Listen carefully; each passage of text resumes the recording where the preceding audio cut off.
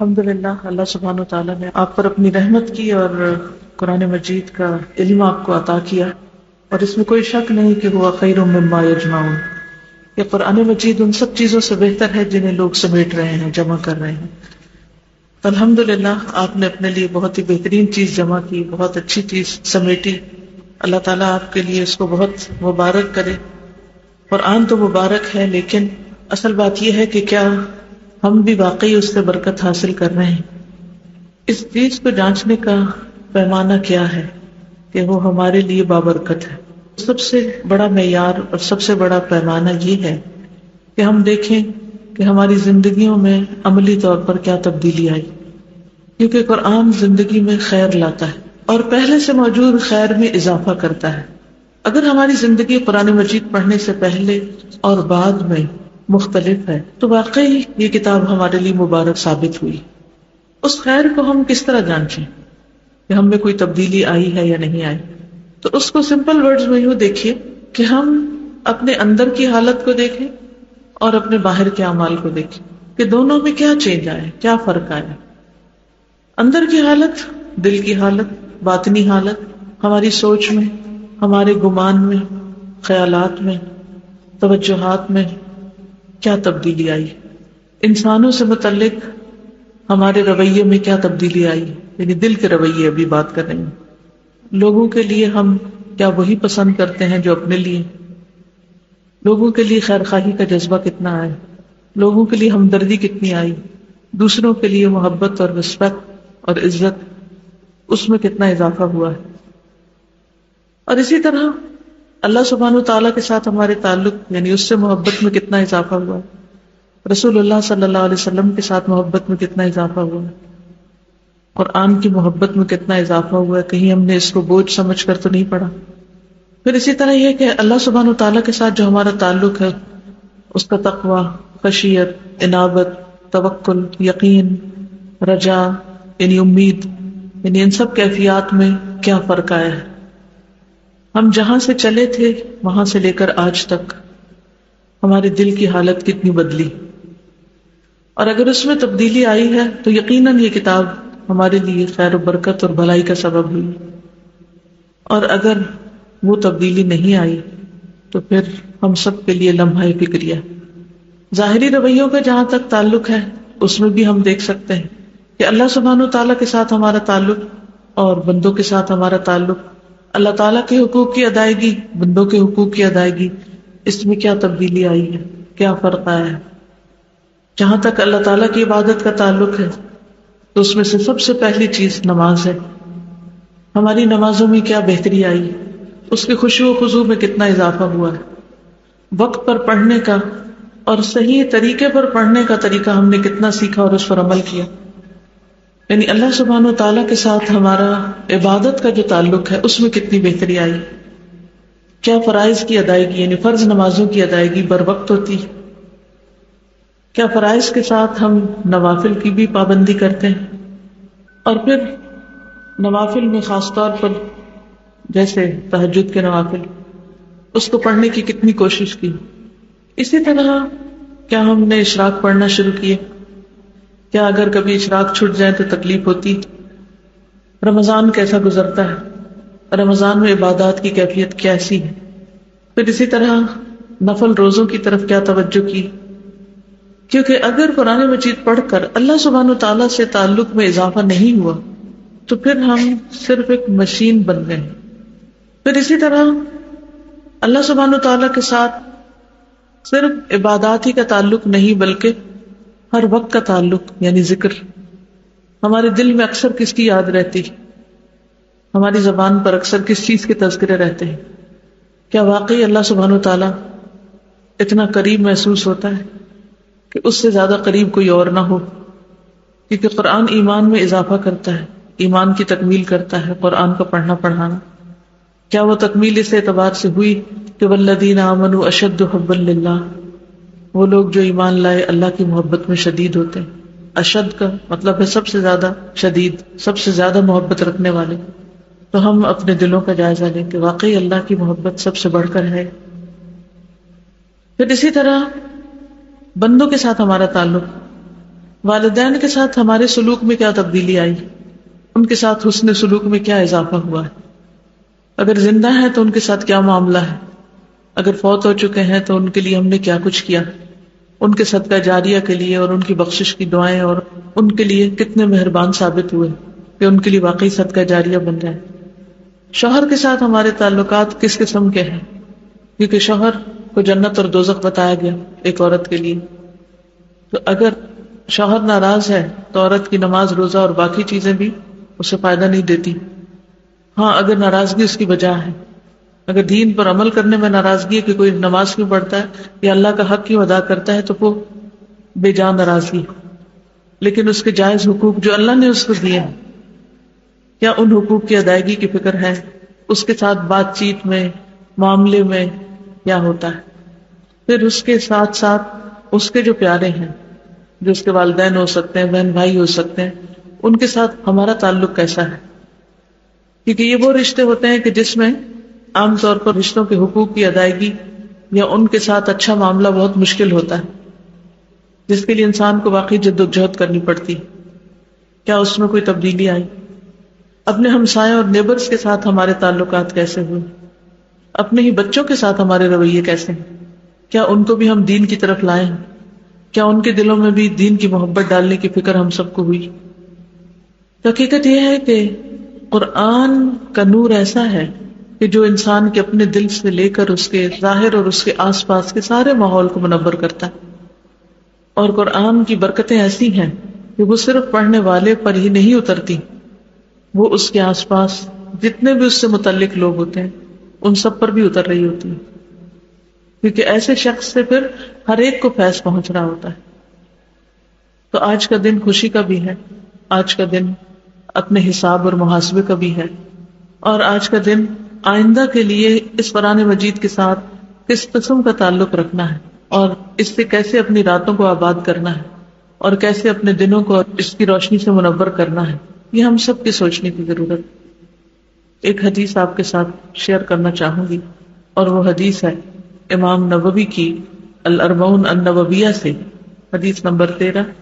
یہ حدیث ہمارے لیے ایک سوال ہے کہ کیا واقعی قرآن پڑھنے اور پڑھانے اور قرآن کی تعلیم دینے سے ہمارے عملی رویوں میں اور لوگوں کے ساتھ جو ہمارے تعلقات ہیں ان میں تبدیلی آئی ہے یا نہیں آئی۔ حدیث ہے ان ابی حمزۃ انس بن مالک رضی اللہ عنہ خادم رسول اللہ صلی اللہ علیہ وسلم عن النبی صلی اللہ علیہ وسلم قال لا يؤمن احدکم حتی يحب لأخیہ ما يحب لنفسہ۔ انس بن مالک سے روایت ہے کہ رسول اللہ صلی اللہ علیہ وسلم نے فرمایا، تم میں سے کوئی شخص اس وقت تک کامل مومن نہیں بن سکتا جب تک کہ اپنے مسلمان بھائی کے لیے وہی پسند نہ کرے جو وہ اپنے لیے کرتا ہے۔ یہ حدیث ہم سے ایک سوال کرتی، ہمیں اپنا جائزہ لینے کا موقع فراہم کرتی، اور وہ کیا کہ ہمارے ایمان کی حالت کیا ہے، کیونکہ نبی صلی اللہ علیہ وسلم نے فرمایا کہ تم میں سے کوئی شخص اس وقت تک مومن نہیں ہو سکتا، یعنی اس کا ایمان مکمل نہیں ہو سکتا جب تک کہ وہ دوسرے کے لیے وہ نہ چاہے جو اپنے لیے چاہتا ہے۔ ہم اپنے لیے کیا چاہتے ہیں؟ ہر وقت صرف چاہت ہی تو ہے، کتنی ہی خواہشات ہیں، کتنی ہی آرزویں ہیں، اور دنیا کی شاید ہی کوئی خیر اور بھلائی ہو جو ہم اپنے لیے نہ چاہتے ہیں۔ تو ہمارا ایمان ہم سے تقاضا کرتا ہے کہ ہم اسے دوسروں کے لیے بھی چاہیں، خواہ وہ دنیا کی بھلائی ہے، خواہ وہ دین کی بھلائی، خواہ وہ آخرت کی بھلائی۔ تو ہمیں اپنا جائزہ لینا ہے کہ واقعی ہم مومن ہیں۔ آئیے اس حدیث کو ایک بات سنتے ہیں۔ كمال الإيمان عن أبي حمزة أنس بن مالك رضي الله عنه خادم رسول الله صلى الله عليه وسلم عن النبي صلى الله عليه وسلم قال لا يؤمن أحدكم حتى يحب لأخيه ما يحب لنفسه۔ پہلی بات فرمائی کہ لا یؤمن احدکم، تم میں سے کوئی مومن نہیں ہو سکتا۔ مراد اس سے یہ ہے کہ کسی کا ایمان کامل نہیں ہو سکتا اس کا یہ مطلب نہیں کہ وہ شخص جو دوسرے کے لیے وہ پسند نہیں کرتا وہ کافر ہو جاتا ہے یا مومن نہیں رہتا. ایسا شخص اسلام سے خارج نہیں ہوتا، اس کو مرتد نہیں سمجھا جائے گا کہ کسی وقت اگر کسی نے اپنے اور دوسرے میں فرق کر لیا تو وہ مسلمان ہی نہ رہا، اس کے اوپر ایسا کوئی فتویٰ نہیں لگایا جائے گا. تو یہاں پھر اس بات کی تعویل کی جائے گی. یاد رکھیے کہ ہر تعویل غلط نہیں ہوتی، تعویل سے مراد اس بات کی تفصیل بھی ہوتی ہے اگر اس کی دلیل موجود ہو. تو جیسے ہم جانتے ہیں کہ دو ٹرمز ہیں، ایک ایمان ہے ایک اسلام ہے. تو یہاں پر ایمان کی بات کی گئی کیونکہ ایمان کا درجہ اسلام سے بھی بڑا ہے، کہ ایک شخص کا ایمان اس وقت تک مکمل نہیں ہو سکتا، یعنی وہ مسلمان رہے گا لیکن ایمان کا لطف نہیں پا سکتا، ایمان کی بلندی کو نہیں پہنچ سکتا جب تک کہ وہ دوسروں کے لیے وہ نہ چاہے جو وہ اپنے لیے چاہتا ہے. دوسروں کے لیے وہ چاہنا جو اپنے لیے چاہا جائے، وہ کس طرح؟ وہ اس طرح کہ جیسا کہ نبی صلی اللہ علیہ وسلم نے ایک اور حدیث میں بھی فرمایا، حضرت ابو ہریرہ نے آپ صلی اللہ علیہ وسلم سے روایت کی تھی کہ آپ نے فرمایا، اے ابو ہریرہ متقی بن جاؤ تو سب لوگوں سے زیادہ عبادت گزار ہو جاؤ گے، قناعت پسند بن جاؤ تو سب سے زیادہ شکر گزار ہو جاؤ گے، لوگوں کے لیے وہی کچھ پسند کرو جو اپنے لیے کرتے ہو تو مومن بن جاؤ گے، اپنے ہمسائے کے ساتھ ہمسائیگی کا تعلق اچھا رکھو تو مسلم بن جاؤ گے، اور ہنسنا کم کر دو کیونکہ زیادہ ہنسی دل کو مردہ کر دیتی. اور پھر اس عمل سے ایمان کی تکمیل کس طرح ہوتی ہے؟ ایک اور جگہ پر نبی صلی اللہ علیہ وسلم نے فرمایا کہ تم میں سے جو شخص یہ چاہتا ہے کہ اسے جہنم کی آگ سے بچا لیا جائے اور وہ جنت میں داخل ہو جائے تو اسے اس حال میں موت آنی چاہیے کہ وہ اللہ اور یوم آخرت پر ایمان رکھتا ہو اور لوگوں کو وہ دے جو خود لینا پسند کرتا ہو. تو گویا یہ دوسری حدیث پہلی حدیث کی مزید وضاحت کر رہی، یعنی لین دین میں، معاملات میں. اب لین دین کہاں سے شروع ہوتا ہے؟ ایک ہمارا لین دین گھر والوں کے ساتھ ہوتا ہے، اور ایک لین دین ہمسایوں کے ساتھ ہوتا ہے، پھر رشتہ داروں کے ساتھ ہوتا ہے، پھر عام لوگوں کے ساتھ ہوتا ہے. اس لین دین میں ہم کیا کیا لینا دینا کرتے ہیں؟ گھر کے اندر کیا لینا دینا ہوتا ہے؟ کوئی بتائے گا آپ نے؟ گھر والوں کے ساتھ ہم کیا لینا دینا کرتے ہیں؟ ویری گڈ ایگزامپل، جیسے کھانا دیتے ہیں. آپ مثلاً کھانا نکال کر دے رہے ہیں یا اپنے لیے کھانا ڈال رہے ہیں. مثلاً آپ سب گھر والے بیٹھے ہیں، بہن بھائی بیٹھے ہیں، سب کو کھانا ہے. اب پہلے نمبر پہ آپ کے ہاتھ آ گیا، اب آپ کو کھانا کیسے ڈالنا ہے؟ جی، دوسروں کا خیال رکھتے ہوئے یا اس کو گھما گھما کے اپنی پسند کی چیز نکال کے کھانا ٹھنڈا کر کے اور جو بچا کچا ہے وہ دوسرے کے آگے کر دیں. اس معاملے میں سنت ہمیں کیا سکھاتی؟ کہاں سے نکالو؟ سامنے سے نکالو.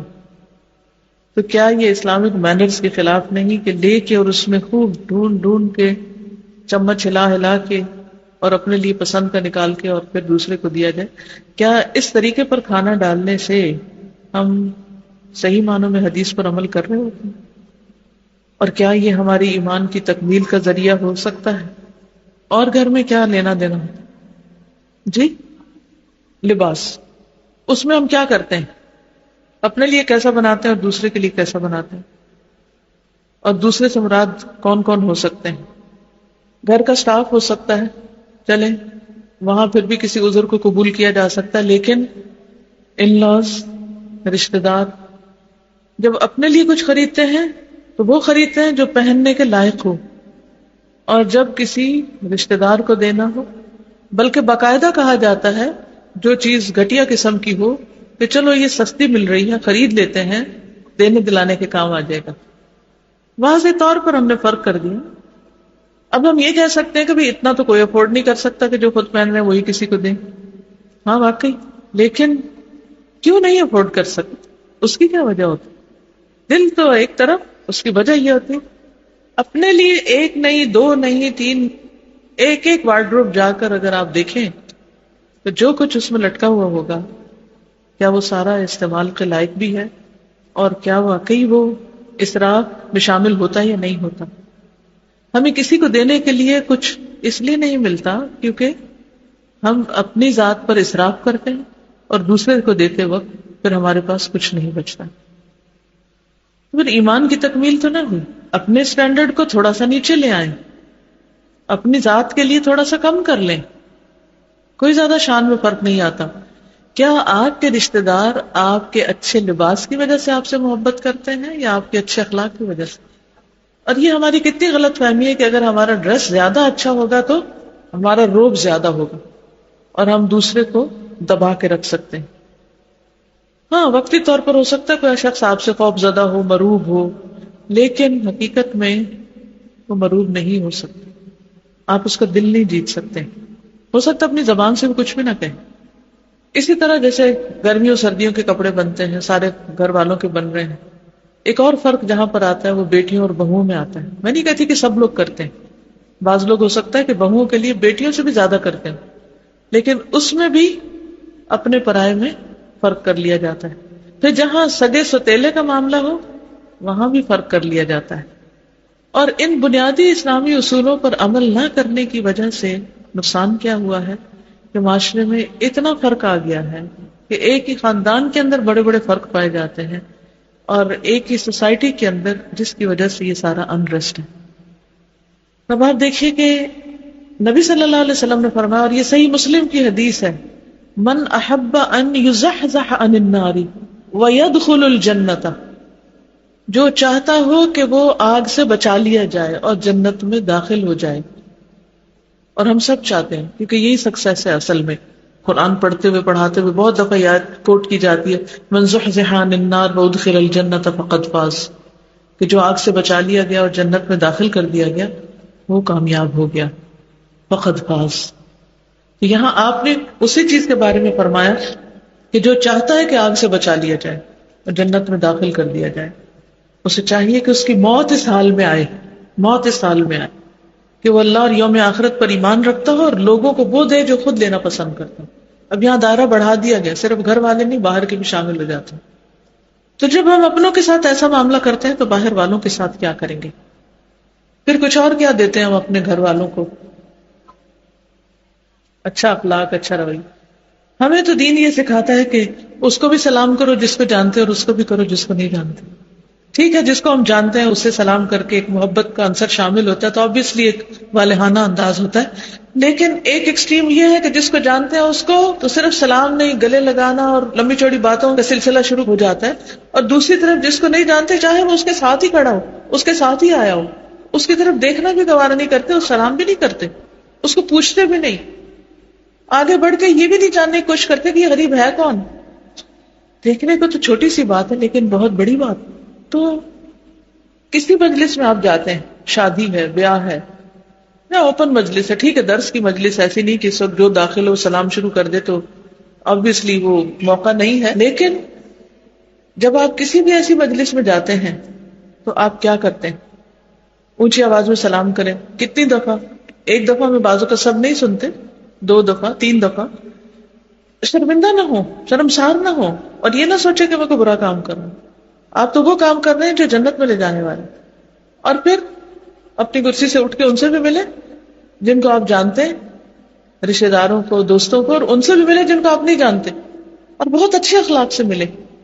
ان کے لیے بھی وہی پسند کریں, کیونکہ بعض اوقات ایسا بھی ہوتا ہے کہ کسی شادی میں, کسی مجلس میں کوئی ایسا شخص آ جاتا ہے کہ جو انجان ہوتا ہے یا دوسرے شہر یا ملک سے آیا ہوتا ہے, اس کو زیادہ تر لوگ نہیں جانتے ہوتے, یا دور پار کا کوئی رشتے دار ہوتا ہے. تو ایسے میں اس کی فیلنگ کیا ہوتی؟ سارے گل رہے ہیں, مل رہے ہیں, گلے لگ رہے ہیں, ایک دوسرے سے چہچہا رہے ہیں, باتیں کر رہے ہیں, اور اس کو کارنر کر دیا گیا. اس کے لیے بھی وہی پسند کریں کہ جو آپ اس کی جگہ پر ہوتے تو اپنے لیے پسند کرتے, اس کو اپنی جگہ پہ رکھ لیں. اور کیا دیتے ہیں ہم دوسروں کو؟ اسمائل دیتے ہیں. تو ضروری نہیں ہوتا کہ آپ صرف اس کو اسمائل دیں جس کو آپ جانتے ہیں, اس سے اسمائل کا تبادلہ کریں, اس کو بھی دیں جس کو آپ نہیں جانتے. وہ بھی اللہ کی کریشن ہے, یعنی آپ کی مسلمان بہن ہے. اور کیا دینا ہوتا ہے؟ اور کیا دیتے ہیں؟ رسپیکٹ دیتے ہیں. رسپیکٹ کے معاملے میں بھی ہر ایک کو رسپیکٹ دیں. ٹھیک ہے, کچھ عمر میں ہم سے بڑے ہوتے ہیں, کوئی علم میں بڑا ہوتا ہے, obviously ان کا حق زیادہ ہوتا ہے, لیکن اس کا یہ مطلب نہیں کہ جو اپنے سے کسی درجے میں چھوٹا ہے اس کو کوئی رسپیکٹ ہی نہ دیں, اس کو ٹوٹلی اگنور کر دیں, اس کو بھی دیں. اور دینے والی چیزوں میں، بانٹنے والی چیزوں میں کیا ہوتا ہے؟ دعاؤں میں بھی سب کو شریک کریں، اور مال ٹھیک ہے، وقت اور علم. مثلا جیسے قرآن پڑھے ہوئے لوگ ہیں یہاں، یا پڑھنے والے، یا جو بھی قرآن نہ سے کوئی بھی علم ہے آپ کے پاس. آخر ایسا کیوں ہوتا ہے کہ جب ہمارے پاس کوئی ہنر ہوتا ہے یا کوئی علم ہوتا ہے یا کوئی اسکل ہوتی ہے، ایون کیک بنانا ہی ہے مثلا، ایز لانگ ایز آپ اس کو میدے سے نہ بنا رہے ہیں، کیک بنانا ہی ہے. اب بہت سے لوگ میدے کی جگہ جو کا آٹا استعمال کریں گے، لیکن آبویسلی وہ ریسیپی نہیں پتا تو وہ چیز اس طرح نہیں بنتی. لیکن کچھ لوگ بہت ماسٹر ہو چکے ہیں اس میں بھی، بہت اچھے اچھے بنا لیتے ہیں. اب ان کا کیا فرض بنتا ہے کہ اس علم کو کیا کریں، ریسیپیز کو واقعی خوشی سے دیں گے. کیونکہ بہت سے لوگ اس میں بخل کرتے نہیں دیتے، وہ ایک انگریڈینٹ کم کر دیں گے اس میں اور وہ ویسا نہیں بنے گا. اس قسم کا بخل ہے. اور آپ دیکھیے اس کی وجہ سے کتنے آرٹ اور کتنے ہنر ختم ہو گئے. آج ہمارے ہی ملک میں کتنی چیزیں ایسی ہیں جو ریئر ہوتی جا رہی ہیں. ابھی پچھلے دنوں میں ملتان میں تھی، جب میری شادی تھی آج سے 30-32 سال پہلے، تو اس وقت میں دیکھتی تھی کہ بہت زیادہ ہاتھ کا کام، دھاگے کا کام، موتی کا کام، تلے کا کام، اس کا اس کا. اب اتنا کام لوگ نہیں کرتے، بہت سی چیزیں مشینی ہو گئی. بہت سی جیسے وہ دلائیاں بنتی تھیں اور اس میں بہت پتلی روئی کی تہ اور یا کھیس کی طرح یا ہلکے اور چھوٹے چھوٹے ٹانکوں کے ساتھ وہ چیزیں اتنی کمفرٹیبل اور اتنی صحت کے لیے بھی اچھی اور اتنی بہترین کہ کوئی دنیا کی اور چیز کو ایسا مقابلہ نہیں اس کا کرتی. لیکن اب اٹس جسٹ ڈائنگ آرٹ. کوئی نہیں جانتا، کیونکہ یا تو لوگوں نے مشینی زندگی کو اختیار کر کے ویسے ہی چھوڑ دیا، یا پھر یہ کہ سکھانے والوں نے اس کو آگے سکھایا نہیں، ٹرانسفر نہیں کیا. ایک نہیں، بہت ساری چیزیں ایسی ختم ہوتی چلی جا رہی. پہلے گھروں میں پنجیریاں بنتی تھی، ایسی چیزیں، گرمی آئی ہے، سردی آئی ہے، خاص قسم کی دیسی چیزیں بنتی تھی. اب وہ سب بچوں کو آگے کسی کو بھی نہیں آتی. اس میں ضروری طور پر یہ نہیں کہ بخل کے تحت نہیں سکھایا گیا، اسے بانٹا نہیں گیا، دیا نہیں گیا. اور نئے نئے کھانے اور نئے نئے قسم کی جو چیزیں ہیں ان کے بنانے میں، وہ چیزیں اگر ہمیں کسی سے شیئر کرنی پڑے یا کسی کو راہ دکھانی پڑے یا کوئی سستی چیز کہیں مل رہی ہو، تو ہم دوسروں کے لیے وہ نہیں پسند کرتے جو اپنے لیے چاہتے. اسی طرح علم میں کوئی اور علم بھی ہو سکتا ہے، چاہے دین کا ہو یا دنیا کا. بعض اوقات ہم خود تو پڑھ لیتے ہیں یا اپنے بچوں کی حد تک پڑھا سکھا لیتے ہیں، لیکن اس کو آگے نہیں بانٹتے، دوسروں کو اس میں شریک نہیں کرتے، دوسروں کو نہیں بتاتے. اگر کوئی اچھا ٹیچر ہے، کوئی اچھا ٹیوٹر ہے، کہیں سے کسی کو فیض پہنچ سکتا ہے، تو ان آئیڈیاز کو، ان ٹپس کو، ان باتوں کو دوسروں سے شیئر نہیں کرتے. کس ڈر سے کہ یہ خاندان کے دوسرے بچے بھی اگر ہمارے بچوں کی کمپٹیشن میں آگے اور وہ بھی آگے نکل گئے تو پھر ان کو کون پوچھے گا. حالانکہ وہ آگے نکلیں گے تو آپ کے بچے بھی شاید ان کے مقابلے میں اور محنت کریں، کیونکہ بہت ساری چیزیں صرف ایک ہی کو کھلانے سے بدہضمی ہو جاتی. یہ صرف اپنے ہی بچوں کو دیتے جائیں گے تو اتنا فائدہ نہیں ہوگا. پھر اسی طرح خود اپنی ذات کے لیے ہر طرح کی بھلائی چاہنا اور دوسرے کے لیے وہ نہ چاہنا.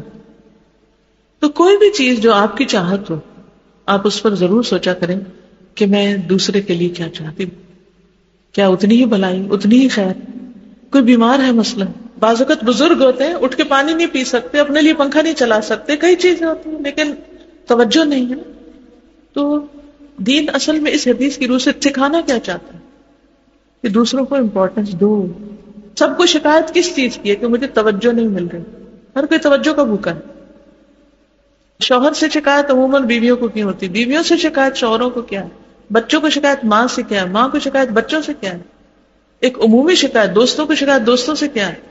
عمومی شکایت کیا ہے کہ مجھے توجہ نہیں دی جاتی. جی شیئر نہیں کرتے. عیب سمجھا جاتا تھا. مجھے یاد ہے اچھی طرح کہ ہماری شامت آ جاتی تھی اگر کوئی چیز اکیلے کھانے کی بات کرتے، اور باقاعدہ تقسیم کروایا جاتا تھا، اور جو دینے والا ہے وہ سب سے آخر میں لے گا. یعنی ہمارے والد جب بھی کوئی چیز گھر میں لاتے تو وہ کبھی ایک کو کہتے اچھا تم تقسیم کرو، دوسرے کہتے اچھا تم تقسیم کرو، اور پہلے وہ دوسروں کو سب کو دے کر پھر آخر میں اس کی اپنی باری آتی کھانے کی. اس میں ایک صبر اور حوصلہ بھی پیدا ہوتا ہے. فریج وغیرہ اور فریزر بخل کا ایک اور بہت بڑا ذریعہ بن گئے. ہم کہنے کو تو بہت کہتے ہیں کہ نبی صلی اللہ علیہ وسلم ہمارے لیے بہترین نمونہ ہے، آپ کیا کرتے تھے بچے ہوئے کھانے کے ساتھ؟ بچا ہوا نہیں، صرف بعض اوقات اپنے کھانے کا، یعنی پورے دن کے روزہ رکھنے کے بعد اپنے حصے کا کھانا. میں کہتی اس سے مشکل ٹیسٹ کوئی نہیں ہو سکتا کہ آپ بھوک سے تڑپ رہے اور اتنے میں کوئی اور مانگ لے اور آپ اس کے آگے کر دیں. تو کہاں یہ کہ جو بچ جائے وہ بھی نہ دیں، کہاں کھڑے ہیں؟ اور کتنا کتنا فوڈ ویسٹ ہوتا ہے. کوئی گلی نہیں ایسی جس کے کونے پہ کوڑے کا ڈھیر ہو اور اس میں بچے کھانا نہ چن رہے ہوں. کل ہی میں کہیں جا رہی تھی تو راستے میں اتنا پیارا بچہ، کپڑے اس کے صاف ستھرے تھے لیکن کوڑے کے ڈھیر پہ بیٹھا ہوا تھا، کچھ خود ڈال رہا تھا منہ میں اور کچھ اپنے بیگ میں ڈال رہا تھا. گھر والوں نے کہا ہوگا ماں نے جاؤ کھانا ڈھونڈ کے لاؤ، اور کوئی ذریعہ نہیں ہوگا لینے کا. تو ہم اکثر کیا کرتے ہیں، نہیں کھاتے، اٹھاتے ہیں بن میں ڈال دیتے ہیں، پھینک دیتے ہیں، اور وہ وہاں سے چن چن کے کھا دیتے ہیں، جیسے بلیاں کتے بھی چاہ کے ان لفافوں کو پھاڑ دیتے ہیں.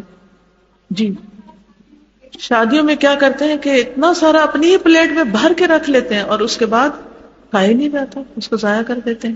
کوئی بندہ ایسا نہیں ہوگا جس نے ایسی کوئی شادی نہ دیکھی ہو، بلکہ کوئی شادی اس کے بغیر ہوئی نہیں ہوگی کہ جس میں کھانا نہ ضائع ہو. کوئی نہیں کہہ سکتا کہ ہماری شادی پہ ایک چاول بھی ضائع نہیں ہوا. نہیں، جتنی مرضی آپ احتیاط کریں پرواہ نہیں. اتنی ہرس اور اتنی لالچ کہ سب سے اچھا اور سب سے زیادہ میں لے لوں، اور وہ لانے والے بےچارے لا لا کے بھر رہے ہوتے ہیں، اور یہاں سے پلیٹیں بھری جا رہی ہوتی ہیں اور بعد میں پلیٹیں پھینکی جا رہی ہوتی ہیں. جب خود کھا رہے ہوں اور اس کی خوشبوئیں اٹھ رہی ہوں تو وہ خوشبو اگر ہمسائے کے گھر میں بھی چلی جائے تو اس کو دینا بھی لازم آ جاتا. کہا یہ کہ جو گھر کے اندر ہے آپ کے ساتھ ہے اور وہ کام کر کر کے تھکا ہوا بھوکا ہے، اور ہم صبح سے ناشتہ کر کے بیٹھے ہیں اور بھوک بھی نہیں، اور پھر بچوں کو زبردستی اور کھلایا جا رہا ہے. حدیث میں بھی آتا ہے نا کہ تم اپنے کمزوروں کی وجہ سے. الحمدللہ اللہ سبحانہ وتعالیٰ نے آپ پر اپنی رحمت کی اور قرآن مجید کا علم آپ کو عطا کیا، اور اس میں کوئی شک نہیں کہ ہوا خیر مما یجمعون. یہ قرآن مجید ان سب چیزوں سے بہتر ہے جنہیں لوگ سمیٹ رہے ہیں، جمع کر رہے ہیں. تو الحمدللہ آپ نے اپنے لیے بہت ہی بہترین چیز جمع کی، بہت اچھی چیز سمیٹی. اللہ تعالیٰ آپ کے لیے اس کو بہت مبارک کرے. قرآن تو مبارک ہے، لیکن اصل بات یہ ہے کہ کیا ہم بھی واقعی اس سے برکت حاصل کر رہے ہیں؟ اس چیز کو جانچنے کا پیمانہ کیا ہے کہ وہ ہمارے لیے بابرکت ہے. سب سے بڑا معیار اور سب سے بڑا پیمانہ یہ ہے کہ ہم دیکھیں کہ ہماری زندگیوں میں عملی طور پر کیا تبدیلی آئی، کیونکہ قرآن زندگی میں خیر لاتا ہے اور پہلے سے موجود خیر میں اضافہ کرتا ہے. اگر ہماری زندگی قرآن مجید پڑھنے سے پہلے اور بعد میں مختلف ہے تو واقعی یہ کتاب ہمارے لیے مبارک ثابت ہوئی. اس خیر کو ہم کس طرح جانچیں کہ ہم میں کوئی تبدیلی آئی ہے یا نہیں آئی؟ تو اس کو سمپل ورڈز میں یوں دیکھیے کہ ہم اپنے اندر کی حالت کو دیکھیں اور اپنے باہر کے اعمال کو دیکھیں کہ دونوں میں کیا چینج آئے، کیا فرق آیا. اندر کی حالت، دل کی حالت، باطنی حالت، ہماری سوچ میں، ہمارے گمان میں، خیالات میں، توجہات میں کیا تبدیلی آئی. انسانوں سے متعلق ہمارے رویے میں کیا تبدیلی آئی، یعنی دل کے رویے ابھی بات کر رہے ہیں. لوگوں کے لیے ہم کیا وہی پسند کرتے ہیں جو اپنے لیے؟ لوگوں کے لیے خیر خواہی کا جذبہ کتنا آئے، لوگوں کے لیے ہمدردی کتنی آئی، دوسروں کے لیے محبت اور رسپیکٹ اور عزت، اس میں کتنا اضافہ ہوا ہے. اور اسی طرح اللہ سبحانہ وتعالیٰ کے ساتھ ہمارے تعلق، یعنی اس سے محبت میں کتنا اضافہ ہوا ہے. رسول اللہ صلی اللہ علیہ وسلم کے ساتھ محبت میں کتنا اضافہ ہوا ہے. قرآن کی محبت میں کتنا اضافہ ہوا ہے. کہیں ہم نے اس کو بوجھ سمجھ کر تو نہیں پڑھا. پھر اسی طرح یہ کہ اللہ سبحانہ وتعالیٰ کے ساتھ جو ہمارا تعلق ہے، اس کا تقوی، خشیت، انابت، توکل، یقین، رجا، یعنی امید، یعنی ان سب کیفیات میں کیا فرق آیا ہے. ہم جہاں سے چلے تھے وہاں سے لے کر آج تک ہمارے دل کی حالت کتنی بدلی، اور اگر اس میں تبدیلی آئی ہے تو یقیناً یہ کتاب ہمارے لیے خیر و برکت اور بھلائی کا سبب ہوئی. اور اگر وہ تبدیلی نہیں آئی تو پھر ہم سب کے لیے لمحہ فکریہ. ظاہری رویوں کا جہاں تک تعلق ہے اس میں بھی ہم دیکھ سکتے ہیں کہ اللہ سبحانہ وتعالیٰ کے ساتھ ہمارا تعلق اور بندوں کے ساتھ ہمارا تعلق، اللہ تعالیٰ کے حقوق کی ادائیگی، بندوں کے حقوق کی ادائیگی، اس میں کیا تبدیلی آئی ہے، کیا فرق آیا ہے. جہاں تک اللہ تعالیٰ کی عبادت کا تعلق ہے تو اس میں سے سب سے پہلی چیز نماز ہے. ہماری نمازوں میں کیا بہتری آئی، اس کے خشوع و خضوع میں کتنا اضافہ ہوا ہے، وقت پر پڑھنے کا اور صحیح طریقے پر پڑھنے کا طریقہ ہم نے کتنا سیکھا اور اس پر عمل کیا. یعنی اللہ سبحانہ و تعالیٰ کے ساتھ ہمارا عبادت کا جو تعلق ہے اس میں کتنی بہتری آئی. کیا فرائض کی ادائیگی یعنی فرض نمازوں کی ادائیگی بر وقت ہوتی، کیا فرائض کے ساتھ ہم نوافل کی بھی پابندی کرتے ہیں، اور پھر نوافل میں خاص طور پر جیسے تہجد کے نوافل اس کو پڑھنے کی کتنی کوشش کی. اسی طرح کیا ہم نے اشراق پڑھنا شروع کیے، کیا اگر کبھی اشراق چھٹ جائے تو تکلیف ہوتی. رمضان کیسا گزرتا ہے، رمضان میں عبادات کی کیفیت کیسی ہے. پھر اسی طرح نفل روزوں کی طرف کیا توجہ کی، کیونکہ اگر قرآن مجید پڑھ کر اللہ سبحانہ تعالیٰ سے تعلق میں اضافہ نہیں ہوا تو پھر ہم صرف ایک مشین بن گئے. پھر اسی طرح اللہ سبحانہ تعالیٰ کے ساتھ صرف عبادات ہی کا تعلق نہیں بلکہ ہر وقت کا تعلق، یعنی ذکر. ہمارے دل میں اکثر کس کی یاد رہتی، ہماری زبان پر اکثر کس چیز کے تذکرے رہتے ہیں. کیا واقعی اللہ سبحانہ تعالیٰ اتنا قریب محسوس ہوتا ہے کہ اس سے زیادہ قریب کوئی اور نہ ہو؟ کیونکہ قرآن ایمان میں اضافہ کرتا ہے، ایمان کی تکمیل کرتا ہے قرآن کا پڑھنا پڑھانا. کیا وہ تکمیل اس اعتبار سے ہوئی کہ والذین آمنوا اشد حبا للہ، وہ لوگ جو ایمان لائے اللہ کی محبت میں شدید ہوتے ہیں. اشد کا مطلب ہے سب سے زیادہ شدید، سب سے زیادہ محبت رکھنے والے. تو ہم اپنے دلوں کا جائزہ لیں کہ واقعی اللہ کی محبت سب سے بڑھ کر ہے. پھر اسی طرح بندوں کے ساتھ ہمارا تعلق، والدین کے ساتھ ہمارے سلوک میں کیا تبدیلی آئی، ان کے ساتھ حسن سلوک میں کیا اضافہ ہوا ہے. اگر زندہ ہیں تو ان کے ساتھ کیا معاملہ ہے، اگر فوت ہو چکے ہیں تو ان کے لیے ہم نے کیا کچھ کیا، ان کے صدقہ جاریہ کے لیے اور ان کی بخشش کی دعائیں، اور ان کے لیے کتنے مہربان ثابت ہوئے کہ ان کے لیے واقعی صدقہ جاریہ بن جائے. شوہر کے ساتھ ہمارے تعلقات کس قسم کے ہیں، کیونکہ شوہر کو جنت اور دوزخ بتایا گیا ایک عورت کے لیے.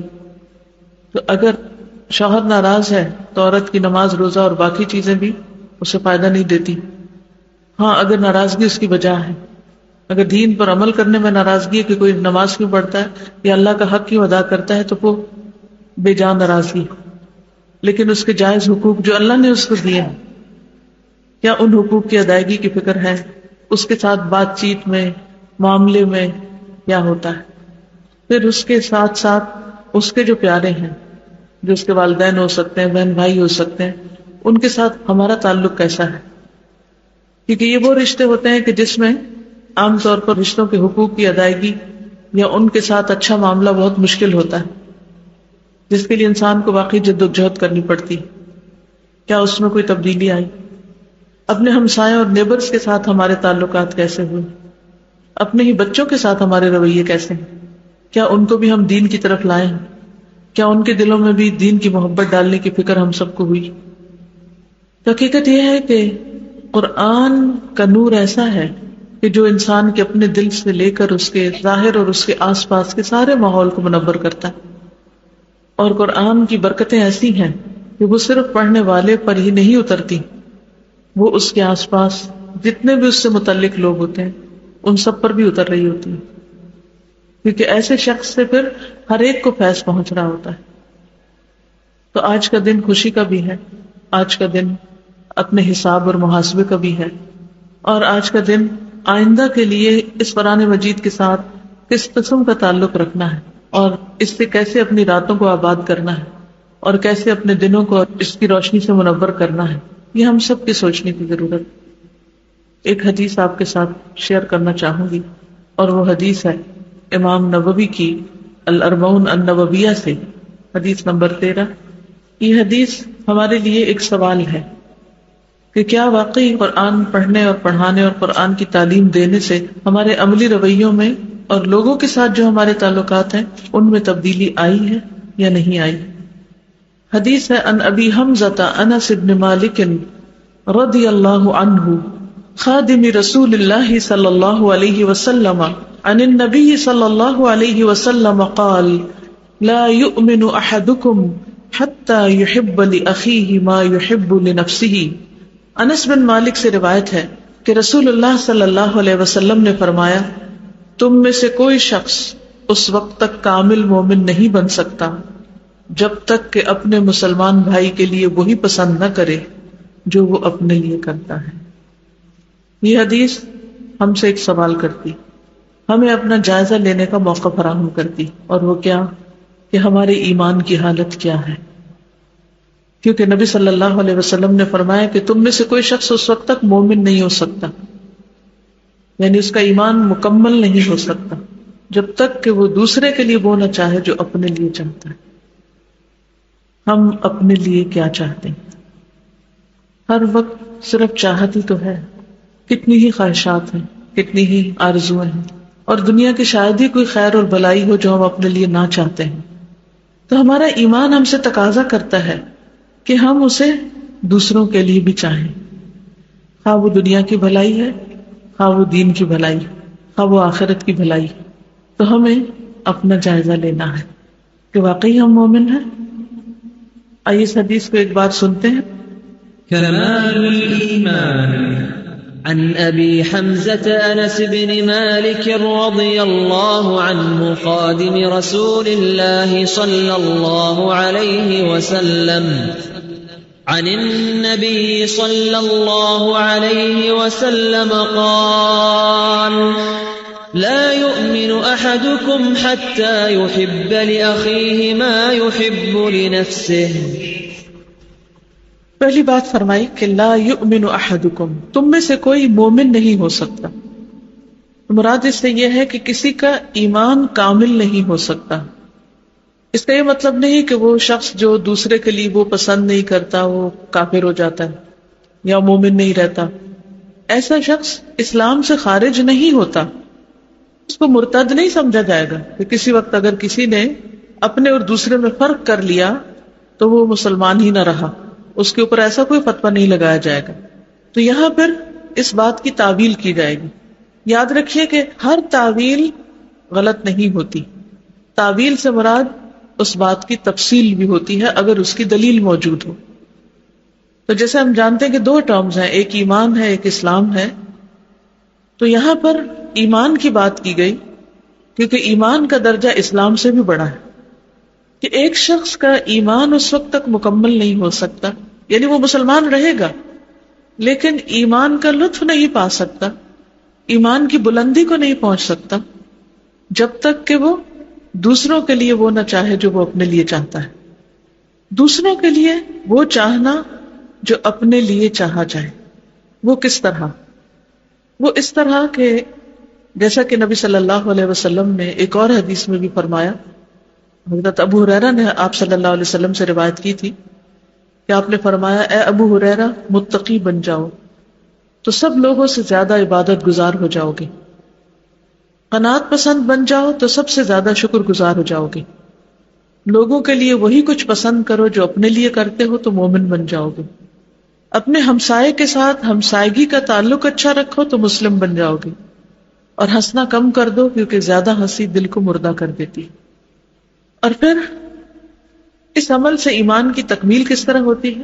ایک اور جگہ پر نبی صلی اللہ علیہ وسلم نے فرمایا کہ تم میں سے جو شخص یہ چاہتا ہے کہ اسے جہنم کی آگ سے بچا لیا جائے اور وہ جنت میں داخل ہو جائے تو اسے اس حال میں موت آنی چاہیے کہ وہ اللہ اور یوم آخرت پر ایمان رکھتا ہو اور لوگوں کو وہ دے جو خود لینا پسند کرتا ہو۔ تو گویا یہ دوسری حدیث پہلی حدیث کی مزید وضاحت کر رہی، یعنی لین دین میں، معاملات میں۔ اب لین دین کہاں سے شروع ہوتا ہے؟ ایک ہمارا لین دین گھر والوں کے ساتھ ہوتا ہے، اور ایک لین دین ہمسایوں کے ساتھ ہوتا ہے، پھر رشتہ داروں کے ساتھ ہوتا ہے، پھر عام لوگوں کے ساتھ ہوتا ہے۔ اس لین دین میں ہم کیا کیا لینا دینا کرتے ہیں؟ گھر کے اندر کیا لینا دینا ہوتا ہے؟ کوئی بتائے گا آپ نے؟ گھر والوں کے ساتھ ہم کیا لینا دینا کرتے ہیں؟ ویری گڈ ایگزامپل، جیسے کھانا دیتے ہیں، آپ مثلاً کھانا نکال کر دے رہے ہیں یا اپنے لیے کھانا ڈال رہے ہیں، مثلاً آپ سب گھر والے بیٹھے ہیں، بہن بھائی بیٹھے ہیں، سب کو کھانا ہے، اب پہلے نمبر پہ آپ کے ہاتھ آ گیا، اب آپ کو کھانا کیسے ڈالنا ہے؟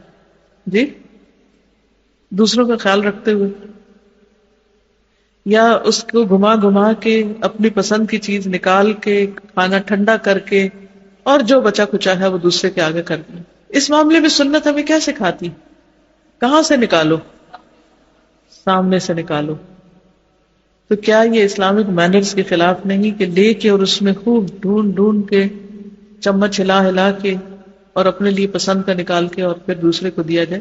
کیا اس طریقے پر کھانا ڈالنے سے ہم صحیح معنوں میں حدیث پر عمل کر رہے ہوتے ہیں؟ اور کیا یہ ہماری ایمان کی تکمیل کا ذریعہ ہو سکتا ہے؟ اور گھر میں کیا لینا دینا ہوتا ہے؟ جی لباس، اس میں ہم کیا کرتے ہیں؟ اپنے لیے کیسا بناتے ہیں اور دوسرے کے لیے کیسا بناتے ہیں؟ اور دوسرے سے مراد کون کون ہو سکتے ہیں؟ گھر کا سٹاف ہو سکتا ہے، چلیں وہاں پھر بھی کسی عذر کو قبول کیا جا سکتا ہے، لیکن ان لاز، رشتہ دار جب اپنے لیے کچھ خریدتے ہیں تو وہ خریدتے ہیں جو پہننے کے لائق ہو، اور جب کسی رشتہ دار کو دینا ہو بلکہ باقاعدہ کہا جاتا ہے جو چیز گھٹیا قسم کی ہو کہ چلو یہ سستی مل رہی ہے خرید لیتے ہیں، دینے دلانے کے کام آ جائے گا. واضح طور پر ہم نے فرق کر دیا. اب ہم یہ کہہ سکتے ہیں کہ بھئی اتنا تو کوئی افورڈ نہیں کر سکتا کہ جو خود پہن رہے ہیں وہی کسی کو دیں. ہاں واقعی، لیکن کیوں نہیں افورڈ کر سکتے؟ اس کی کیا وجہ ہوتی؟ دل تو ایک طرف، اس کی وجہ یہ ہوتی اپنے لیے ایک نہیں، دو نہیں، تین، ایک ایک وارڈروب جا کر اگر آپ دیکھیں تو جو کچھ اس میں لٹکا ہوا ہوگا کیا وہ سارا استعمال کے لائق بھی ہے، اور کیا واقعی وہ اسراف میں شامل ہوتا یا نہیں ہوتا؟ ہمیں کسی کو دینے کے لیے کچھ اس لیے نہیں ملتا کیونکہ ہم اپنی ذات پر اسراف کرتے ہیں اور دوسرے کو دیتے وقت پھر ہمارے پاس کچھ نہیں بچتا. پھر ایمان کی تکمیل تو نہ ہوئی. اپنے سٹینڈرڈ کو تھوڑا سا نیچے لے آئیں، اپنی ذات کے لیے تھوڑا سا کم کر لیں، کوئی زیادہ شان میں فرق نہیں آتا. کیا آپ کے رشتہ دار آپ کے اچھے لباس کی وجہ سے آپ سے محبت کرتے ہیں یا آپ کے اچھے اخلاق کی وجہ سے؟ اور یہ ہماری کتنی غلط فہمی ہے کہ اگر ہمارا ڈریس زیادہ اچھا ہوگا تو ہمارا روب زیادہ ہوگا اور ہم دوسرے کو دبا کے رکھ سکتے ہیں. ہاں وقتی طور پر ہو سکتا ہے کوئی شخص آپ سے خوف زدہ ہو، مروب ہو، لیکن حقیقت میں وہ مروب نہیں ہو سکتا. آپ اس کا دل نہیں جیت سکتے. ہو سکتا اپنی زبان سے بھی کچھ بھی نہ کہیں. اسی طرح جیسے گرمیوں سردیوں کے کپڑے بنتے ہیں، سارے گھر والوں کے بن رہے ہیں. ایک اور فرق جہاں پر آتا ہے وہ بیٹیوں اور بہوؤں میں آتا ہے. میں نہیں کہتی کہ سب لوگ کرتے ہیں، بعض لوگ ہو سکتا ہے کہ بہوؤں کے لیے بیٹیوں سے بھی زیادہ کرتے ہیں، لیکن اس میں بھی اپنے پرائے میں فرق کر لیا جاتا ہے. پھر جہاں سگے سوتیلے کا معاملہ ہو وہاں بھی فرق کر لیا جاتا ہے. اور ان بنیادی اسلامی اصولوں پر عمل نہ کرنے کی وجہ سے نقصان کیا ہوا ہے کہ معاشرے میں اتنا فرق آ گیا ہے کہ ایک ہی خاندان کے اندر بڑے بڑے فرق پائے جاتے ہیں اور ایک ہی سوسائٹی کے اندر، جس کی وجہ سے یہ سارا انریسٹ ہے. اب آپ دیکھیے کہ نبی صلی اللہ علیہ وسلم نے فرمایا، اور یہ صحیح مسلم کی حدیث ہے، من احب ان یزحزح عن النار ویدخل الجنۃ، جو چاہتا ہو کہ وہ آگ سے بچا لیا جائے اور جنت میں داخل ہو جائے. اور ہم سب چاہتے ہیں کیونکہ یہی سکسیس ہے. اصل میں قرآن پڑھتے ہوئے پڑھاتے ہوئے بہت دفعہ یاد کوٹ کی جاتی ہے، من زحزح عن النار وادخل الجنۃ فقد فاز، کہ جو آگ سے بچا لیا گیا اور جنت میں داخل کر دیا گیا وہ کامیاب ہو گیا. فقد فاز. تو یہاں آپ نے اسی چیز کے بارے میں فرمایا کہ جو چاہتا ہے کہ آگ سے بچا لیا جائے اور جنت میں داخل کر دیا جائے، اسے چاہیے کہ اس کی موت اس حال میں آئے، موت اس حال میں آئے کہ وہ اللہ اور یوم آخرت پر ایمان رکھتا ہو اور لوگوں کو وہ دے جو خود لینا پسند کرتا ہو. اب یہاں دائرہ بڑھا دیا گیا، صرف گھر والے نہیں باہر کے بھی شامل ہو جاتے ہیں. تو جب ہم اپنوں کے ساتھ ایسا معاملہ کرتے ہیں تو باہر والوں کے ساتھ کیا کریں گے؟ پھر کچھ اور کیا دیتے ہیں ہم اپنے گھر والوں کو؟ اچھا اخلاق، اچھا رویہ. ہمیں تو دین یہ سکھاتا ہے کہ اس کو بھی سلام کرو جس کو جانتے اور اس کو بھی کرو جس کو نہیں جانتے. ٹھیک ہے، جس کو ہم جانتے ہیں اس سے سلام کر کے ایک محبت کا عنصر شامل ہوتا ہے تو obviously ایک والہانہ انداز ہوتا ہے. لیکن ایک ایکسٹریم یہ ہے کہ جس کو جانتے ہیں اس کو تو صرف سلام نہیں، گلے لگانا اور لمبی چوڑی باتوں کا سلسلہ شروع ہو جاتا ہے. اور دوسری طرف جس کو نہیں جانتے، چاہے وہ اس کے ساتھ ہی کھڑا ہو، اس کے ساتھ ہی آیا ہو، اس کی طرف دیکھنا بھی گوارا نہیں کرتے، اس سلام بھی نہیں کرتے، اس کو پوچھتے بھی نہیں، آگے بڑھ کے یہ بھی نہیں جاننے کی کوشش کرتے کہ یہ غریب ہے کون. دیکھنے کو تو چھوٹی سی بات ہے لیکن بہت بڑی بات. تو کسی مجلس میں آپ جاتے ہیں، شادی ہے، بیاہ ہے یا اوپن مجلس ہے، ٹھیک ہے درس کی مجلس ایسی نہیں کہ اس وقت جو داخل ہو سلام شروع کر دے، تو obviously وہ موقع نہیں ہے. لیکن جب آپ کسی بھی ایسی مجلس میں جاتے ہیں تو آپ کیا کرتے ہیں؟ اونچی آواز میں سلام کریں. کتنی دفعہ؟ ایک دفعہ میں بازو کا سب نہیں سنتے، 2 دفعہ، 3 دفعہ. شرمندہ نہ ہو، شرمسار نہ ہو، اور یہ نہ سوچے کہ میں کوئی برا کام کر رہا ہوں. آپ تو وہ کام کر رہے ہیں جو جنت میں لے جانے والے. اور پھر اپنی کرسی سے اٹھ کے ان سے بھی ملے جن کو آپ جانتے ہیں، رشتے داروں کو، دوستوں کو، اور ان سے بھی ملے جن کو آپ نہیں جانتے، اور بہت اچھے اخلاق سے ملے. ان کے لیے بھی وہی پسند کریں. کیونکہ بعض اوقات ایسا بھی ہوتا ہے کہ کسی شادی میں، کسی مجلس میں کوئی ایسا شخص آ جاتا ہے کہ جو انجان ہوتا ہے یا دوسرے شہر یا ملک سے آیا ہوتا ہے، اس کو زیادہ تر لوگ نہیں جانتے ہوتے، یا دور پار کا کوئی رشتے دار ہوتا ہے. تو ایسے میں اس کی فیلنگ کیا ہوتی؟ سارے گل رہے ہیں، مل رہے ہیں، گلے لگ رہے ہیں، ایک دوسرے سے چہچہا رہے ہیں، باتیں کر رہے ہیں، اور اس کو کارنر کر دیا گیا. اس کے لیے بھی وہی پسند کریں کہ جو آپ اس کی جگہ پر ہوتے تو اپنے لیے پسند کرتے، اس کو اپنی جگہ پہ رکھ لیں. اور کیا دیتے ہیں ہم دوسروں کو؟ اسمائل دیتے ہیں. تو ضروری نہیں ہوتا کہ آپ صرف اس کو اسمائل دیں جس کو آپ جانتے ہیں، اس سے اسمائل کا تبادلہ کریں. اس کو بھی دیں جس کو آپ نہیں جانتے. وہ بھی اللہ کی کریشن ہے، یعنی آپ کی مسلمان بہن ہے. اور کیا دینا ہوتا ہے؟ اور کیا دیتے ہیں؟ رسپیکٹ دیتے ہیں. رسپیکٹ کے معاملے میں بھی ہر ایک کو رسپیکٹ دیں. ٹھیک ہے کچھ عمر میں ہم سے بڑے ہوتے ہیں، کوئی علم میں بڑا ہوتا ہے، obviously ان کا حق زیادہ ہوتا ہے. لیکن اس کا یہ مطلب نہیں کہ جو اپنے سے کسی درجے میں چھوٹا ہے اس کو کوئی رسپیکٹ ہی نہ دیں، اس کو ٹوٹلی اگنور کر دیں. اس کو بھی دیں. اور دینے والی چیزوں میں، بانٹنے والی چیزوں میں کیا ہوتا ہے؟ دعاؤں میں بھی سب کو شریک کریں. اور مال، ٹھیک ہے، وقت اور علم.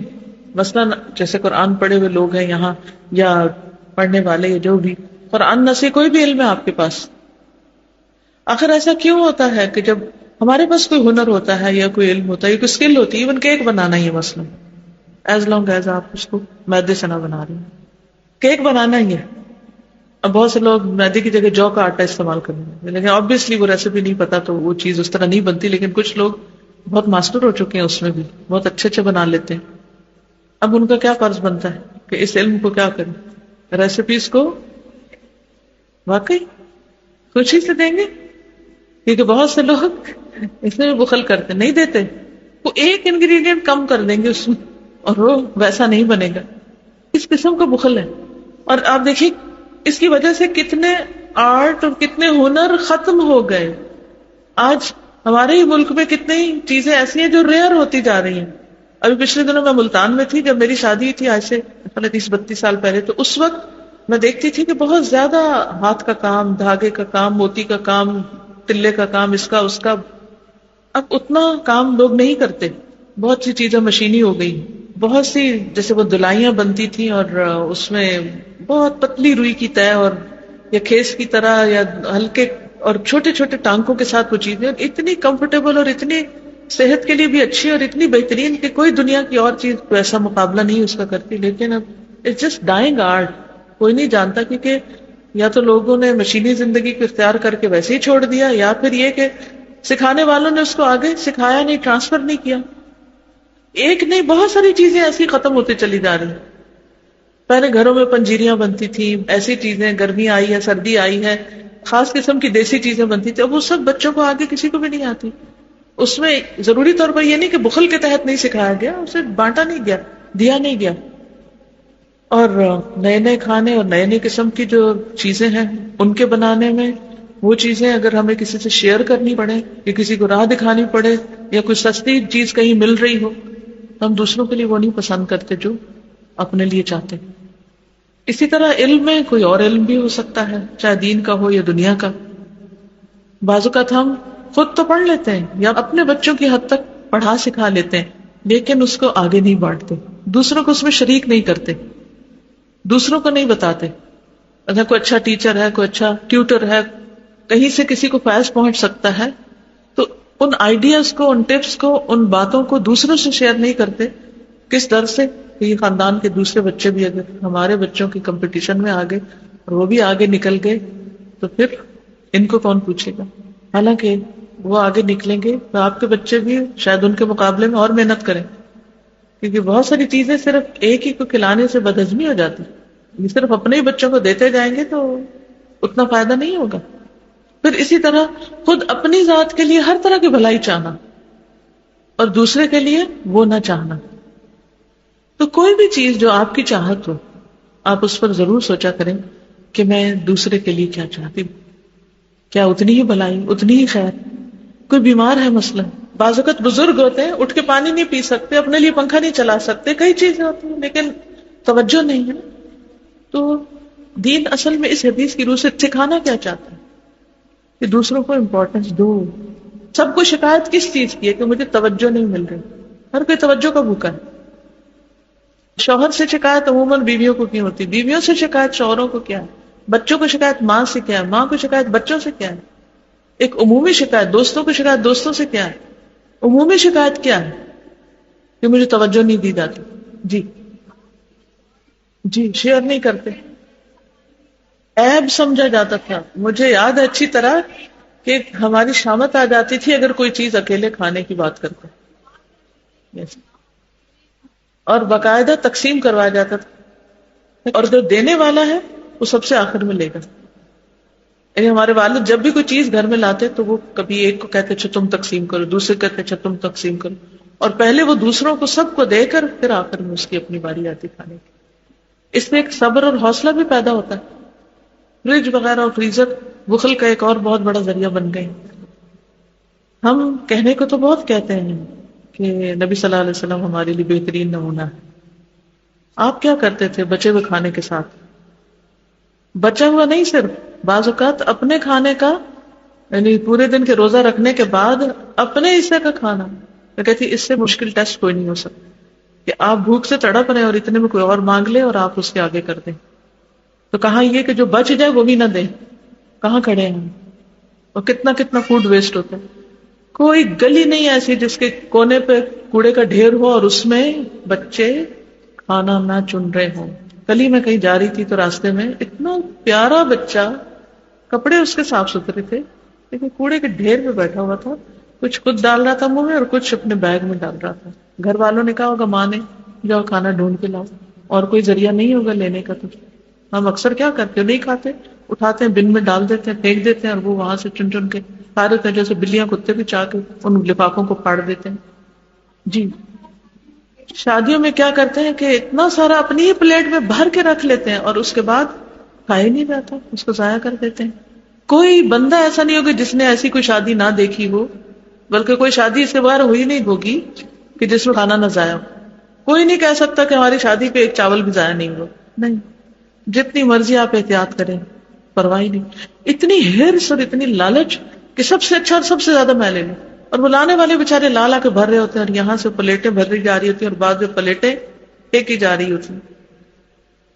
جب خود کھا رہے ہوں اور اس کی خوشبوئیں اٹھ رہی ہوں تو وہ خوشبو اگر ہمسائے کے گھر میں بھی چلی جائے تو اس کو دینا بھی لازم آ جاتا ہے۔ کہا یہ کہ جو گھر کے اندر ہے آپ کے ساتھ ہے، اور وہ کام کر کر کے تھکا ہوا بھوکا ہے، اور ہم صبح سے ناشتہ کر کے بیٹھے ہیں اور بھوک بھی نہیں، اور پھر بچوں کو زبردستی اور کھلایا جا رہا ہے۔ حدیث میں بھی آتا ہے نا کہ تم اپنے کمزوروں کی وجہ سے۔ الحمدللہ اللہ سبحانہ وتعالیٰ نے آپ پر اپنی رحمت کی اور قرآن مجید کا علم آپ کو عطا کیا، اور اس میں کوئی شک نہیں کہ ہوا خیر مما یجمعون، کہ قرآن مجید ان سب چیزوں سے بہتر ہے جنہیں لوگ سمیٹ رہے ہیں، جمع کر رہے ہیں۔ الحمدللہ آپ نے اپنے لیے بہت ہی بہترین چیز جمع کی، بہت اچھی چیز سمیٹی۔